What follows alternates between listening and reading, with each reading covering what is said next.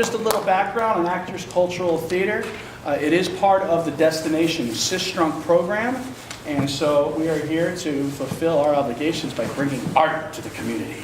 The concept of ACT is to sort of avoid some of the high-priced acting classes and workshops that are out there, and to create an actor's gym, if you will. A place where actors can work together, collaborate, and create projects. So our first project, sort of our maiden project, is Let Your Monologue Be Resistance.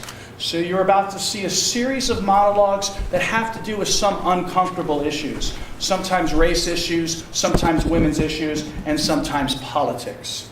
So I'd like to introduce our first presenter, Olga Gavrilenko.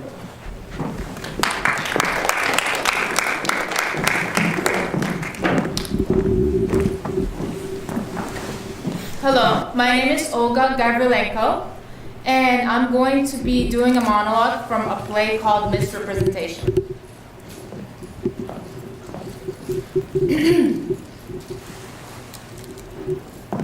Give us a smile, huh? It is not that bad. Smile, sweetheart.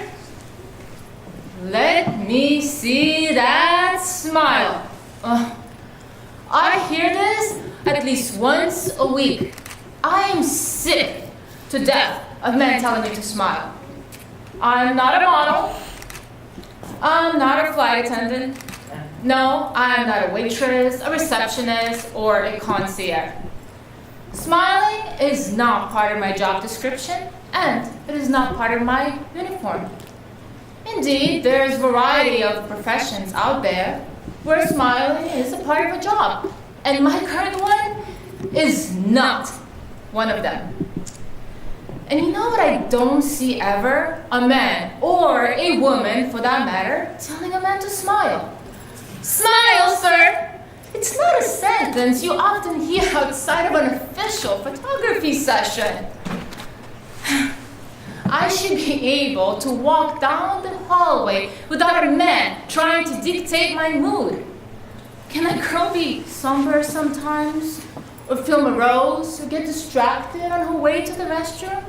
And can I not contemplate the great injustices as I join a lunch line?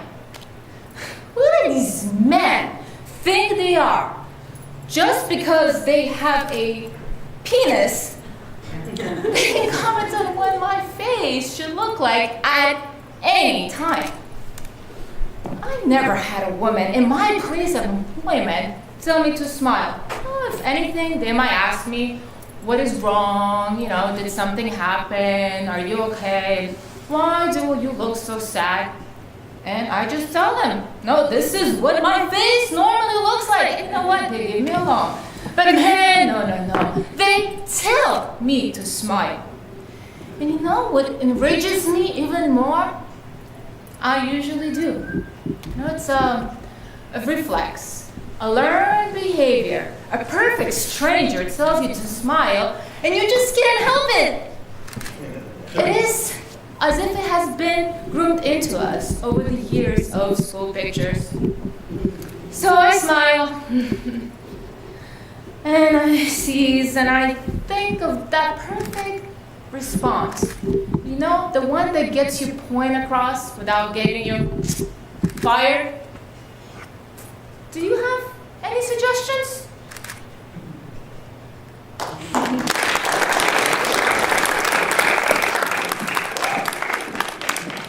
Okay, I'll be performing the next monologue. It's Atticus Finch from To Kill a Mockingbird.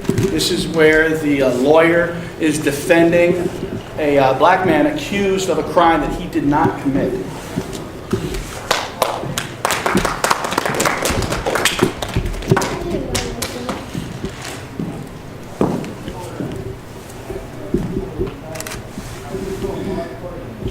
To begin with, this case should never have come to trial.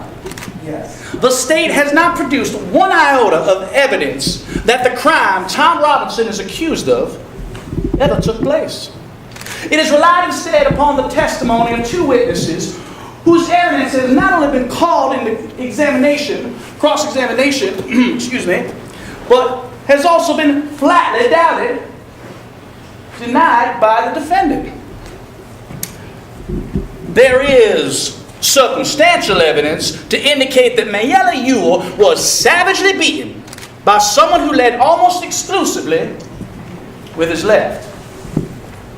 And Tom Robinson sits before you now, having taken the oath that the only good hand he possesses is right. I feel nothing but pity in my heart for the chief witness for the state.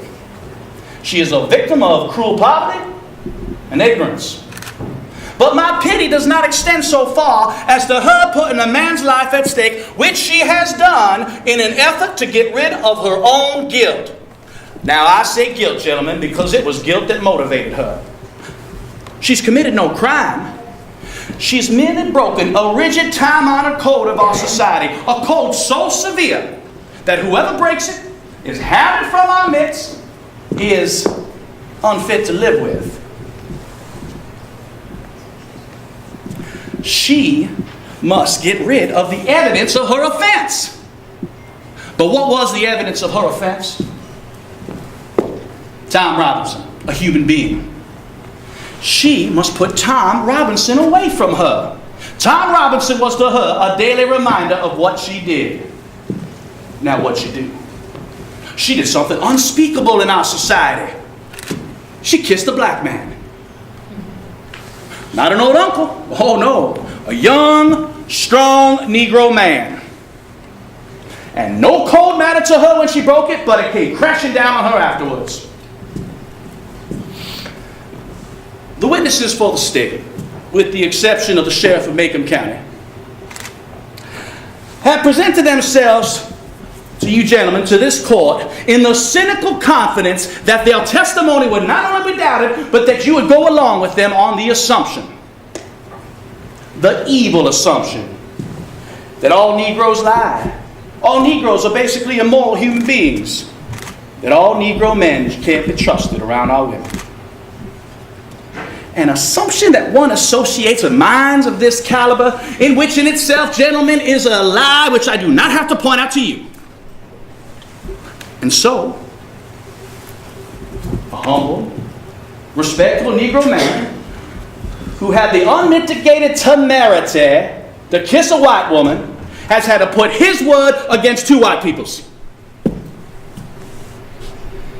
The defendant is not guilty, but someone in this courtroom is. Now, gentlemen, in our country, in our courts are the greatest of levelers. And in our courts, all men are created equal. All men. Now, I'm no idealist to believe in the integrity of our courts and our justice system. That's no ideal to me. That is a living, working reality. And so, I hope you review, without passion, the evidence you've heard, come to a conclusion, and restore this man to his family. In the name of God, do your duty. In the name of God, believe Tom Robinson.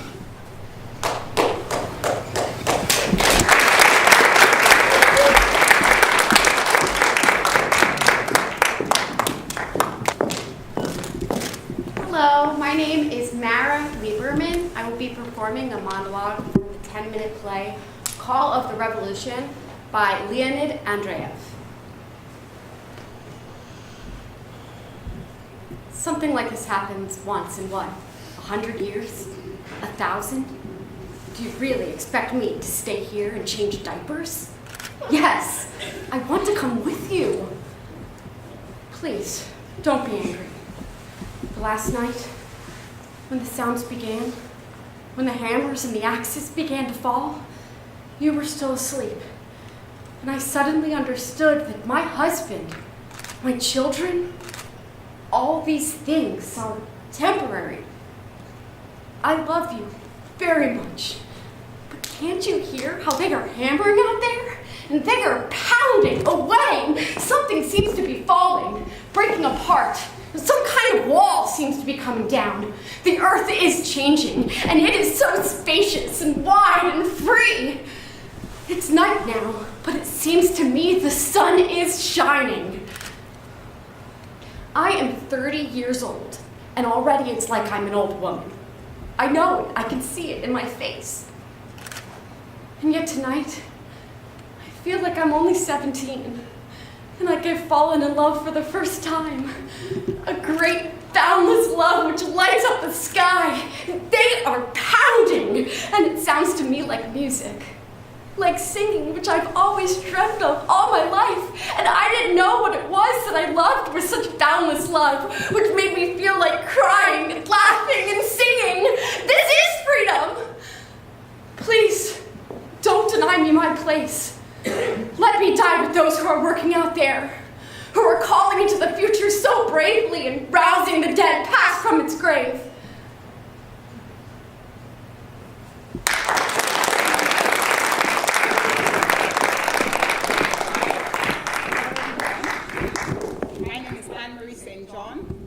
I'll be performing for you a monologue titled The Mirror Got Two Faces, written by Richard Lagasnes, and my character is Rose. Well, yes, finally, you are taking me to dinner tonight. That is really good. Okay, I really need to apologize. I settled for something I didn't want. I thought I could live with that. But I lied. I lied to myself, and I lied to you. To tell you the honest truth, I think your theories about relationship are total bullshit. Me, I believe in love, lust, sex, and romance.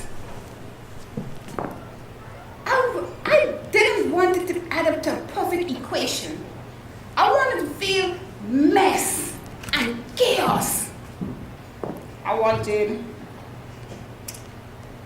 passion, heat, and madness. I want Cupid, Valentine's, and all the other crap.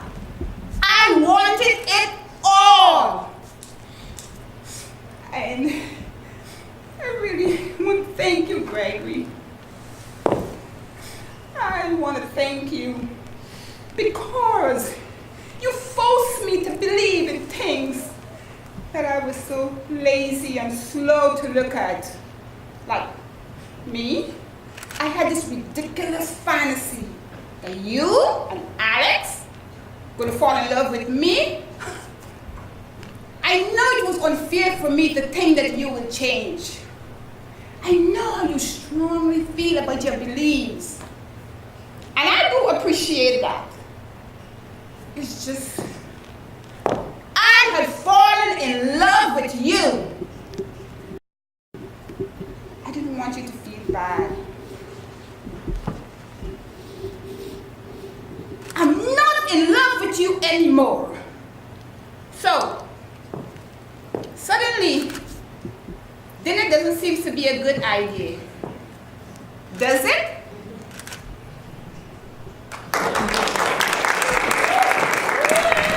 Hi, my name is Kristi Ballew. I'll be performing excerpts from a speech by Lucy Parsons, a 19th century activist. I am an anarchist. I suppose most of you came here expecting to see me standing here with a bomb in one hand and a flaming torch in the other, and are disappointed in seeing neither. If such has been your ideas regarding an anarchist, you deserve to be disappointed. Anarchists are peaceable, law-abiding people. What do anarchists mean when they speak of anarchy? Webster gives the term two definitions: chaos and the state of being without political rule. We cling to the latter definition. Our enemies hold that we only believe in the former. Do you know why there are anarchists in this country? In this great land of liberty, as you so love to call it? Go to New York. Go through the alleyways and byways of that great city. Count the myriads starving. Count the multiplied thousands who are homeless. Number those who work harder than slaves, yet live on less and have fewer comforts than the meanest slaves. You will be dumbfounded by your discoveries, you who have paid no attention to these poor, save as objects of charity and commiseration. They're not objects of charity. They're the victims of the rank injustice that permeates the system of government and political economy that holds sway from the Atlantic to the Pacific. Its oppression, the misery it causes, the wretchedness it gives birth to, are all found to a greater extent in New York than elsewhere. In New York, where not many days ago, two governments united in unveiling a Statue of Liberty, where 100 bands played that hymn of liberty, the Marseillaise. Yet almost its equal is found amongst the miners of the West, who dwell in squalor and wear rags, that the capitalists who control the earth that should be free to all may still add further to their millions. Oh, there are plenty of reasons for the existence of anarchists. The philosophy of the word anarchism is rooted in the word liberty, yet it is comprehensive enough to include all things conducive to progress. No barriers whatever to human progression, to development or investigation are placed by anarchism. Nothing is considered so true or so certain that future discoveries may not prove it false. Therefore, it has but one infallible, unchangeable motto: freedom. Freedom to discover any truth. Freedom to live naturally and develop. Other schools of thought are composed of crystallized ideas, principles that are caught and impaled between the planks of long platforms and considered too sacred to be disturbed by formal investigation. In all other issues, there is always some imaginary boundary line beyond which the searching mind dare not penetrate, lest some pet idea melt into a myth. But anarchism is the usher of science, master of ceremonies to all forms of truth. It would remove all barriers between the human being and natural development, between the natural resources of the earth, all artificial restriction, and from universal truth, all bias and superstition, that the mind may develop symmetrically.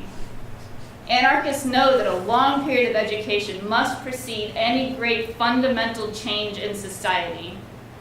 Hence, they do not believe in vote begging nor political campaigns, but rather in the development of the self-thinking individual. Thank you. Maja,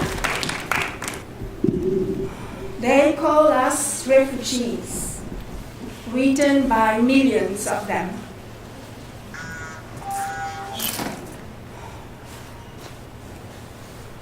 When you leave your motherland behind, when you leave your home, you leave memories, friends, families, school, dreams, hopes. You leave your youth, you leave your roots. We escaped the war with millions of families leaving our home behind. We escaped the violence and the persecution, looking, hoping, dreaming for a free country to live in, freedom, in peace, and dignity. But each country would kick us out. Each country would chase us to the next one, the so-called countries of the first world.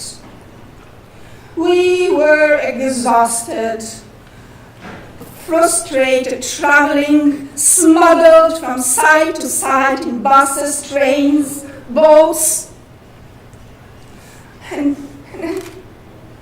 nothing, packed like animals. Millions of people like us, they died, drowned, died, seeking refuge. Millions of people like us were stranded, cast out in no man's land.